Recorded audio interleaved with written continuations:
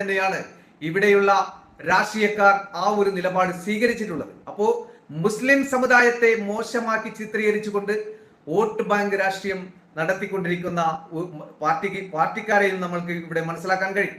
അപ്പോ ഇരകളോടൊപ്പം നിൽക്കുന്നു എന്നുള്ള ആ ഒരു വ്യാജമായിട്ടുള്ള ആ ഒരു രീതിയിൽ തന്നെയാണ് അവരെ ഭിന്നിപ്പിക്കുന്ന രൂപത്തിൽ തന്നെയാണ് ഈ പറയുന്ന BJPയും അതുപോലെ തന്നെ CPM കോൺഗ്രസ് പാർട്ടിയും ഒക്കെ നിൽക്കുന്നത്.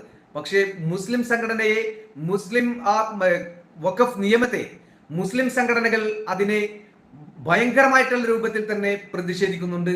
ആ ഒരു നിയമം ഇവിടെ കൊണ്ടുവരാൻ കഴിയാത്ത വിധത്തിൽ തന്നെ അവർ അതിനെ ശക്തമായി പ്രതികരിക്കുന്നുണ്ട് എന്ന് തന്നെ നമുക്ക് മനസ്സിലാക്കാൻ കഴിയും.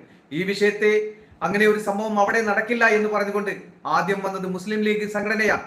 അപ്പോ അതിനുശേഷം ജമാഅത്തെ ഇസ്ലാമിയും SDPയും ഒക്കെ ഈ ഒരു വിഷയത്തിൽ വലിയ രൂപത്തിൽ ചർച്ചകൾ നടത്തിയിട്ടുണ്ട്. അപ്പോ